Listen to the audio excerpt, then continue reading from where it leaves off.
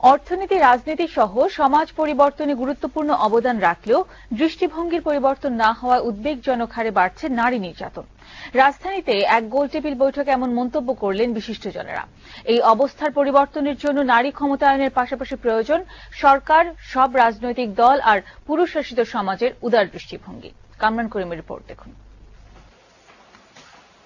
আন্তর্জাতিক বেসরকারি সংস্থা অক্সফামের সম্প্রতি এক রিপোর্টে বলা হয়, গত এক দশকে বাংলাদেশে অর্থনৈতিক কার্যক্রমে 1,30,00,000 শ্রমিক যুক্ত ছিল, যার মধ্যে 50 লাখই নারী শ্রমিক। অথচ কৃষিতে নারীর অবদানের চূড়ান্ত অবমূল্যায়ন হয়েছে। ডেইলি স্টার কার্যালয়ে মানুষের জন্য ফাউন্ডেশন আয়োজিত গোলটেবিল বৈঠকে বক্তারা বলেন, পুরুষতান্ত্রিক সমাজে এখনো নারীর প্রতি দৃষ্টিভঙ্গির পরিবর্তন হয়নি।